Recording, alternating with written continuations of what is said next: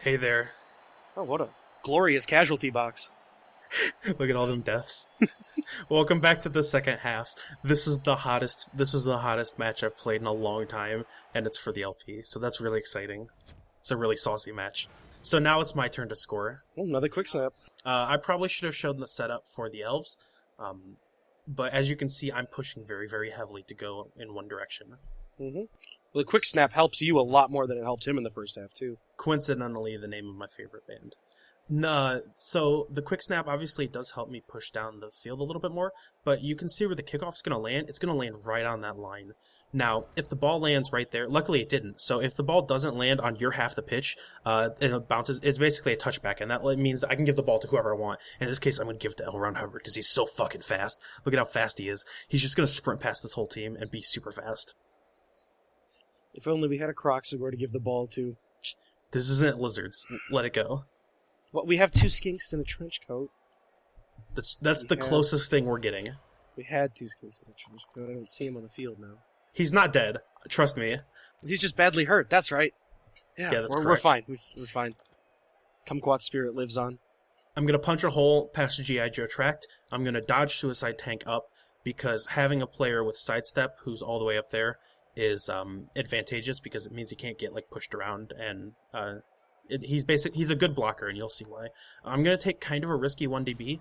If I could have moved another player over to get the assist to make that a 2-dice block, but if I do that, then I would have basically blocked myself from being able to run up the field like this, because I would have had a player standing there, and it would have been bad times. I would have had to have dodged. So because of that, I don't have to, and I'm just going to go run down the field real fast. There's the argument to be made that elves shouldn't really score that fast, because I'm so stupid fast, I can basically score wherever I want. But if I score next turn, I'm going to give him a whole half to go try to score. But on the flip side, scoring fast is really fun, so I'm going to do it. Scoring fast is really fun, but I don't know. I think you probably should stall a few turns, no? Okay, so that's another thing that I should address, is that it would be in my advantage to try to spend as much time not scoring as I can, if that makes sense. Because if I can stall out basically a turn or two, stand close to the end zone, but never really put myself in danger of losing the ball, and then score, say, turn 12, that's good for me because that means that my opponent has less time himself to try to score and tie up the game. But that's also kind of boring to watch, kind of. I don't know. I might do it if it becomes a huge deal, but you can see that the Dwarfs are pushing really, really hard. He's dropped everyone back as he probably should, and I have a very, very small force that has become quickly surrounded. I mean, I hate stalling. I don't really want you to do it. It's just thinking. Yeah, obviously. So Pepito Busybull, he was trying to break tackle in there.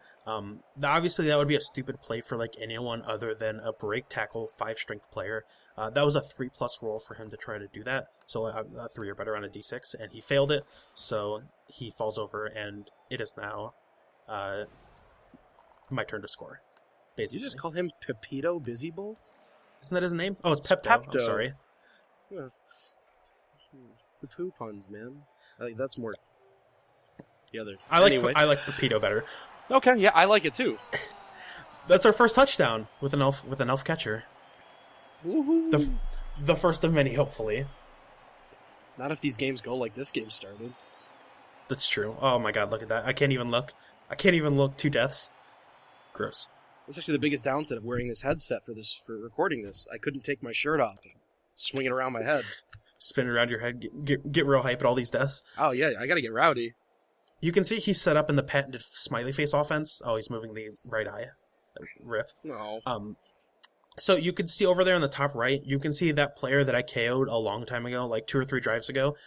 Each time that a score happens and it pans the bench and the casualty box, there's a reason I keep those in, and that's because in this case, there's a KO'd player, his KO'd player, Bristol #1 up in the top right, and as you can see, he has failed to wake up. Which, it doesn't matter in this case, because he has so many, Victor Vermis has so many players that he can field 11 players, which is the most you can field. But, if I can, and I'm probably not going to because I'm elves, but if I could knock down and kill a bunch of his players, then that might be bad. But in this case, it doesn't really matter. But it's turn 10, and I scored a touchdown, and that's pretty cool. Yeah, I mean, he's only got 6 turns, and he's got a pretty slow team. If you can just screen as well as you did in the first half, you should be gravy. Unfortunately for me, he chose to be very, very conservative in the first half, and I don't think that's going to be the case in the second half. You can see he's already to the midfield, which is, like, he didn't cross midfield till, like, turn 6 or 7 last time, and so he's going to be a lot, considering I managed to zone him out and he was too slow in the first half. I'm pretty confident that he's going to try to bum rush me the second half and score really fast. Yep. My only concern here is that I really just want Asshole Tony to make it out of this game. He's my spirit animal now. I don't think it's even physically possible for more of my players to die. You shouldn't say that out loud. I know this game already happened, but Nuffle could change the recording. Listen, I know. Okay, so here's me considering: do I make a bunch of ridiculous dodges to throw a 1-dice block? I consider it for like half a second, and then I decide it's probably not worth it. I'm gonna play more conservatively. Like, obviously, that's like the super duper fun haver. Like, I'm just gonna run up and clock you in the face, elf play. But I'm gonna try to play smart. I'm gonna try to play a little smart and just try to zone him out more, because that's it's worth it to at least show off what elves should play like. Which is kind of like this. Yes, but I don't know. You always have to follow UPenn's advice. You can't succeed dice rolls you don't make. You could have made all those rolls. You can't fail dice rolls. So I'm just going to punch, Elrond Hubbard is just going to punch a bull in the face Whoa! and badly hurt him. Like, whatever, Elrond. You saucy motherfucker. You just got done scoring. Now you're slapping bulls in the face. And now Pepito Busy Bull. Pepito Busy Bull. Pepito, quote-unquote busy bull, he's out for the rest of the match. He's no longer a thorn in my side, and now this team is nothing. This team without that Minotaur is kind of shitty. Elrond is just so fast. Yeah, he's fast, and now he apparently has humongous guns, and he punches Minotaurs in the face and doesn't care. He just hit him with that 1-inch Bruce Lee punch. Correct. Wow. Get fucked, Pepito Busy Bull. Rest in peace, Pepito. So yeah, like, as soon as that moment happened, I now feel extremely confident about this game, because what he has a bunch of hobgoblins who are like, they're very similar to my linemen, only they have 3 agility, which means that I can dodge a bit better, pretty reasonably better than he can, and he has a bunch of really, really slow Chaos Dwarf blockers. So I feel really good about this fact that there's not this bull just running wild on me. Well, and that bull's just huge. Like, the TV of that bull is pretty much equal to the players you had killed. It's such a huge part of the team. That player was very valuable in team value, and also the fact that that player was the only player on this team who had a level. That's a big deal that player's out of the game now. Nice, failed to going for it. Yeah. Finally makes him use one of his 4 rerolls, so... Asshole Tony's just giving him the rope-a-dope this whole game. You just wait, like, turn 16, he's going to uppercut somebody to death. Asshole Tony, or he's going to get uppercut to death? No, Asshole Tony, he's going to do it to them. He's just sitting here, he's pretending he's hurt. He's fine. He's fine. So now I'm going to have to be the one to tell you, don't get your hopes up. This match has already happened. Asshole Tony may not be the hero that you've always wanted. He's the hero we deserve. Right? That's true. Okay, so Victor Vermis is going to get real nervous, and he's going to get in a real rush to score, so he's going to run all the way forward. And what he's going to do is let the ball touch the ground. Do you know what that means, Berg? Oh, it's time for the dragon to shine. Berg, the ball's on the ground. That means that ball is my ball now. I'm elves. It means you're scoring, like, next turn, probably. And so now my other catcher with an equally amazing name, Tina Fey Elf. So I'm considering the pass. I'm thinking about it. What do I want to do? Do I just want to go for it, or do I want to hang on to that ball? I'm gonna free up the dragon. The dragon is a player who statistically is the same as a lineman, but he's the thrower, so he's not that fast like most of our linemen are. But he has a skill called pass, which means that if I try to pass the ball and I fail the pass roll, he gets to reroll that without me having to use a team reroll, which is really good. So I'm gonna try to get the ball into the dragon's hands, and then I'm gonna let the dragon unleash the dragon and throw the ball. That's the plan. The dragon! The dream is real. So he's gonna pay the heavy price for letting that ball touch that ground, and I'm gonna unleash the dragon, and I'm just gonna elf it up, and I'm just gonna dodge away from all of his players. I'm faster than all of his players, and I'm gonna go pick up that ball. Some part of me still kind of wants the dragon to throw an interception, though. That's what the real dragon would do. So that was a 2+ to pick up that ball, and I failed it. But I don't know what this freak out is. Elf on the Shelf is fucking losing his mind, but he's gonna go run downfield and threaten the score. He's just about a half hour behind. He was just dancing to the dubstep from that death. That's true. Should be mourning the loss of one of his comrades, Doritos Mountain Dew. Rest in peace. I'll never forget his name. But so he's now, if Victor Vermis doesn't do anything, if Victor Vermis doesn't at least go stand a player next to that guy, I can just pass it down to him with complete impunity. So if you're trying to catch the ball, for each opponent who's standing next to you, it's a -1. So if I were to just throw it to him without a player standing next to him, it's just a 2+, and that's pretty easy. But right now, it would be a 3+ for Elf on the Shelf to catch the ball. In addition, I have to roll dice to actually make the throw, but that's pretty easy considering I have agility 4, and all these are agility rolls. I have agility 4, and I have pass. So like you can pretty much guarantee that the pass is going to be fine. The catch to Elf on the Shelf would be a 3+ right now, and then he would also have to dodge away. But that might not even be relevant because, so there you can see they're both down. If either of those players had blocked, they wouldn't go down, but the fact that neither of them do means that both players go down, and it's now my turn. So the ball's still on the ground, which is still good, and I still have a lot of elves who are still in good places. Yeah, ball on the ground is all you really want as elves. It's just as good as it being in your hands, like 80% of the time. Exactly. A ball on the ground is, at the very least, it's way better for me than it is for him. The fact that the ball's on the ground and all these players are really spread out like this, that means I get to take advantage of my natural advantages as an elf player, which is the fact that all my guys are hyper fast and are very agile. Mm-hmm.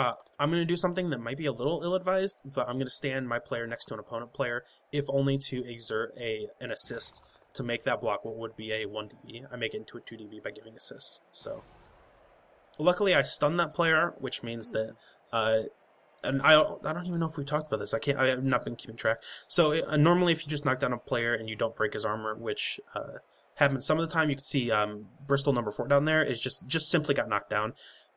He can stand up next turn and try to like start running towards me. When you stand up, you lose, what is it, 3 points of movement? So when he stands up and tries to run towards me, he can only use 3 points of movement. But if I break his armor and then I roll really bad on the what's called the injury roll, which is the roll after the armor break roll. So like on Bristol number 6, I rolled really low on I rolled good enough on my armor break to break his armor, but I rolled lowish on my injury roll, which means that he's simply stunned. So for this turn, he can't stand up, but he can stand up the next turn. So it just stuns him for a turn, and he can't move. Well, it's good that you stunned him, though. Yeah, it's good that I stunned him, because if I didn't stun him, then he could just run players and stand them next to Zanzibar, which would negate the negative assist, and it would mean that Fluffy, Bristol number 6, could just stand up and blitz on a 1dB, and maybe the ball would go on the ground again. Either way, it's just a lot safer that he's stunned. Yeah, no, I mean, him being stunned there saved him one extra opportunity to get the ball on the ground and slow you down, I guess. I mean, at this point, I really just don't see how he can even score, though, unless you just run at him and drop the ball into his hands. Exactly. That's the thing. In 3 turns, and so you can see he's left me a giant hole over here on the left side, which I'm going to take advantage of, because he's going to be pushing really heavily, right? But at this point, in context of this match, so you can use... we didn't even talk about Team Apothecaries, but every single time that one of my players has been dying, I purchased what's called a Team Apothecary, and that means once a game, you can reroll a casualty roll. So, like, when those players died, I could have tried to reroll that and maybe only get a badly hurt, which means that player's only out for a game. But my philosophy was that I lost 2 players very early, obviously. I really heavily considered using my Team Apothecary for that second death, but I decided it wasn't really worth it because linemen ultimately aren't that valuable. And if like one of my blitzers goes down, that's LP over without a question. If one of my blitzers died in this first game, that's way hard. It's not only hard to come back from, but it's hard to continue playing without a blitzer. Well, yeah, and for pro elves especially, their blitzers are their team defining player. Everything else on them is just average elf. The catcher's pretty good, but the blitzer out straight out the box, the blitzer's the guy. Yeah, absolutely. I mean, their catchers are good, but they're no wood elf catcher or anything. I mean, I don't know. Their blitzers are the defining dudes for the pro elves. Yeah, exactly. They're so good. If I lose a blitzer, that's really bad. Mm-hmm. Now you can see I'm going to do a lot of dodging through tackle zones. It's not obvious to see as I'm making these dodges, but for example, the dragon is going to be going up and to the right, and you can see that I'm dodging into a tackle zone. So I'm in a tackle zone now, and I'm going into another tackle zone. So each tackle zone that you go through is a -1 to that dodge. So that dodge was basically a 3+ and a 2+. So me dodging through a tackle zone is the same as an agility 3 player dodging out of a tackle zone, if that makes sense. So basically, I can sort of dodge through tackle zones, like one or two of them, and it's probably fine. Well, maybe just only one. But I can make a move like that. He in a million years, not a million years, but it's pretty unlikely that he could do a play like that. And that's one of the things that makes elves really good. Yeah, right there. I mean, those two dodges back to back, there was like a 55 chance. Mm-hmm. His dude's trying to make the same play is like a 20%. It's huge difference. And you can see the reason I make these dodges is because now L. Ron Hubbard and the Dragon have just basically created a line with their tackle zones. If you look at imagine the squares around them, the tackle zones around them, L. Ron Hubbard is covering the sideline, and then he has a space next to him, and the Dragon is covering, like, perfect coverage in that space. So I've basically created a giant wall. And if he wants to try to move his players up the field, he either has to run all the way around to the right, or he has to he has to use his blitz to punch one of those players, which means that he's not using his blitz to punch Tina Fey, which is good for me because that probably means I get to go score again. And if I score again now, this is game over. Mm-hmm. Oh, his successes with going for it continue. Yep. So you can see he had to use all of his squares of movement to run all the way around my screen that I created because of the fact that I'm so agile. So what he's doing is setting up to try to punch Tina Fey, a 2DB, and he's moving all of his players. What he did is kind of not optimized, but Entirely Liquid could have been one square down and accomplished the same thing. And this is getting in a little like intermediate level skill Blood Bowl. The Phallic Feces of Death on VHS is providing the assist, and then Entirely Liquid is negating the negative assist, which means that now Bristol number 4 can go in and make a 2DB block. But the fact that Entirely Liquid is he's basically standing where Bristol number 4 wants to be, so he sort of blocked himself, which means he has to he actually can't make the blitz. And that's getting into blitz mechanics. You can't use both going forwards and then also use the blitz, because using a blitz takes up a square of movement, basically. I will note that I like that this half he remembered to keep someone in scoring position. He has Bristol 6 down there just in case the unlikely happens. In case. Oh no, Zanzibar! Oh no, no! Oh, he's fine. He's fine. We're fine. It's okay. At this point, it's turn 14. Zanzibar Jones, you have served your purpose. Like, we're good. You know, he's a hero. He's a hero. We're good here. So, he doesn't knock me down. And, like, that might... Look at this. Like, this is pretty much elves.mp4. This is elves.video. Yeah, it's going to be... Every game's going to be like this, I hope. I hope. Yeah. A boy can dream. Yeah. Well, all I ever want, like, elf death, even when it's my elves, I'm usually pretty happy about it. I like seeing elves die. Okay, so I'm out of rerolls, if you noticed. I'm out of team rerolls. So basically anything I do from here on out, if it fails, I lose the turn. But the fact that I made that dodge means that like now I went from like a 90% chance of winning to like 105. We'll say conservatively like 107. Yes. So there you can see the 1DB. I rolled both down. I could have rerolled it if I had a reroll, but I don't really need to, because you can see G.I. Joe Tract and Loose Stool. They're so slow because they're Chorf blockers. They're very good for punching, but they're not very good for catching up. So they're really far behind. They can't even go touch my player, let alone try to punch him. So at this point, it's basically Phallic Feces of Death and Entirely Liquid who have a chance to do anything. The only play he even has on the ball carrier is a 3 agi dodge, double going for it, and a 1DB. That's a lot of dice. Yeah, yeah, it's a lot of dice. It's pretty bad.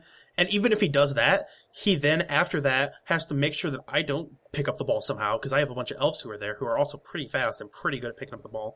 He has to keep me from doing that, and then also move the ball all the way down the field, which means making a bunch of long throws, which are low % chance of working, because the dice get harder the farther you are away, and a bunch of other garbage. So, whoops. Oh, okay, yeah, it didn't work at all. Okay, so I win. I'm 100%, 115%, 150% win. Tina Fey gets to score a touchdown, and of course I have to queue up the dance. You should do the going for it. That's the classy play. I should. That would be so gross. I have 8 points of movement, so I need to use them all to go into the end zone. I don't know why, like that last move I was thinking about, it's like, can I go here? No, I can't. So here's our second touchdown of the game, and our second touchdown of the LP, again with a catcher, because they're super fast. Was that the same catcher? Was that on? No, that was Tina Fey. Oh, damn. So Tina Fey gets more star player points, and obviously it's really good that my positionals, like my important players, like my catchers, my blitzers, and maybe my thrower, it's important that they're the ones who get the touchdowns, because that means they get the star player points, and that means they're more likely to level up, and that means they get better skills. And so that's all around good that my good players are scoring. His KO's back, though. Look out. Oh, no. Yeah. So he's set up in the smiley face again. It's turn 16. He's going to get one turn to do some stuff. I've moved all of my players as far back as they can go. And I've set when you set up, you need bare minimum. You need 3 players on line of scrimmage, and that's it. So I've set 3 linemen up, and he's just going to end the game. But he could have hurt an LP team. He could have punched more. He could have punched more players, but I guess he was not happy, so he just ended it. You get some money. You roll a d6, and you get some money for winning. You also, at the end of each game, an MVP is crowned, and the MVP gets 5 star player points. In this case, Doritos Mountain Dew gets the star player points, which is bad because he's dead. So, yeah, but he's forever memorialized as the MVP. That's true. So that's fine. Okay, so that's the end of the first match. We'll see you guys for the next one.